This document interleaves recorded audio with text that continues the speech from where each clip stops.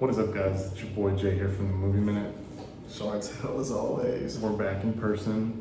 We're doing, I think, 2 or 3 reviews for some movies just because I haven't done any in a while. Obviously, we're going to do Fantastic Four First Steps first because that's the one that comes out this weekend and it'll probably have more views if we do that one. What did you think about Fantastic Four? I got mixed reviews, to be quite honest. I will first and foremost say that this is the best Fantastic Four out of the franchise. But I had my ups and downs, man. What did you think, though? Kind of funny that they finally got it right on the 4th try. Because I don't know if I count Fantastic Four 2 as Fantastic Four from the same thing or just another iteration of trying. Right. Even though they're the same cast. I enjoyed it. I thought the scale was great. I thought that, Pedro, I didn't know how to feel about, I didn't know if he was going to be a good match for Reed. He did really good. All of them did. I didn't think that Joseph Quinn was going to do the greatest, but he finally was a Johnny Storm who was not only Johnny Storm, but also smart. Right.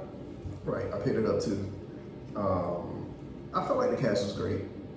I don't really know about Reed Richards' demeanor. Like, he was more stoic and Scientific though, a lot of it. Definitely scientific, but he was like a legit stick in the mud though. Do you think he was a better?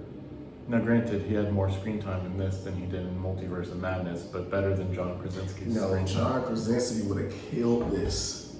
He would have killed this. Now, if the script was the same way, I would still felt the same way. Like, nothing against Pedro, but I think it's the script and the way that it was written.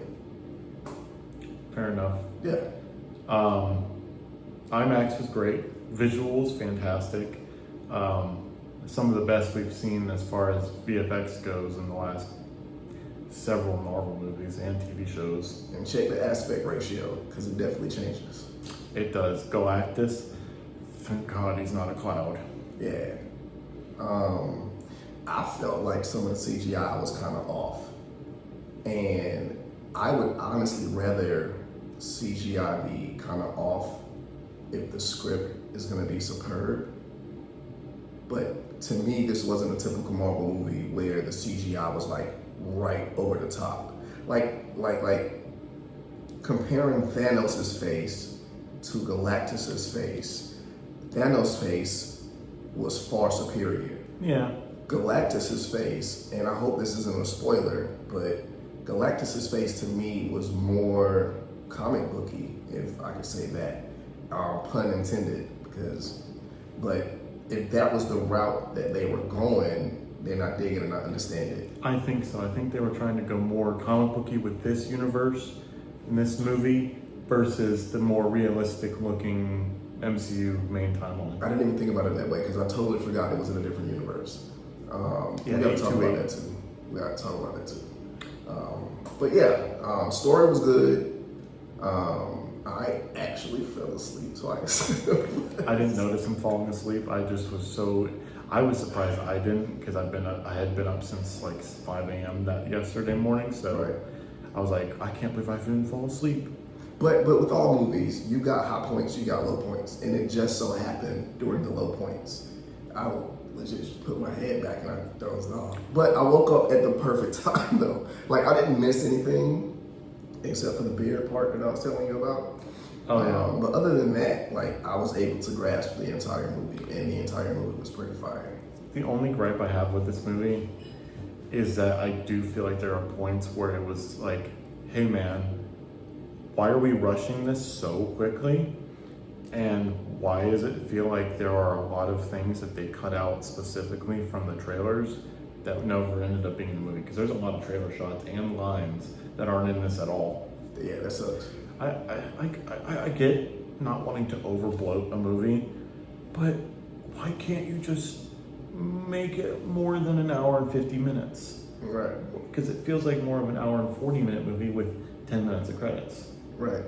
But the post-credit scene was fire. Yeah, definitely got to me. And I'm kind of like joking in here, but the post-credit scene was like the best part of the movie. I will say, there's a post-credit scene that feels very spoilery when you see it from Thunderbolts that I went, oh, wow. And it's funny that, well, I can't even say that because that would be kind of spoiled. Let's just put it this way. It makes you think that this movie's going to end a certain way. And the fact that it doesn't is actually a nice surprise. And makes me feel really bad for what's going to probably end up happening to that world. Right. It was a surprise, but a letdown to me because I was expecting something more than what we saw. But what we saw was epic.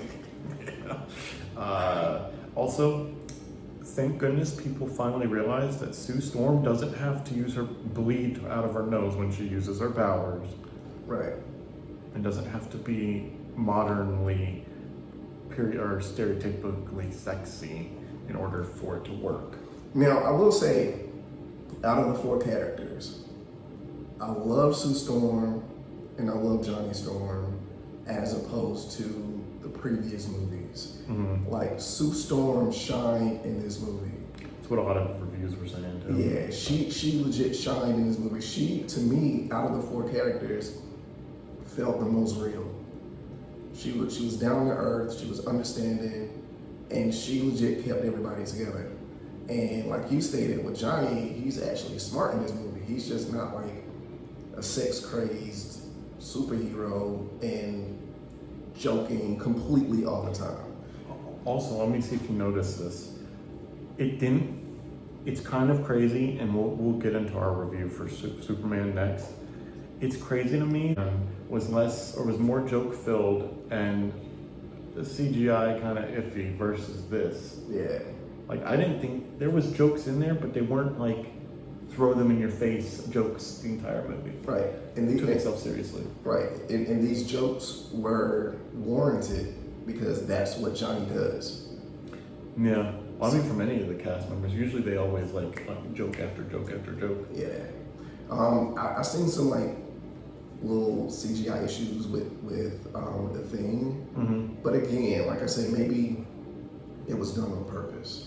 Now, I didn't notice anything wrong with it, I did.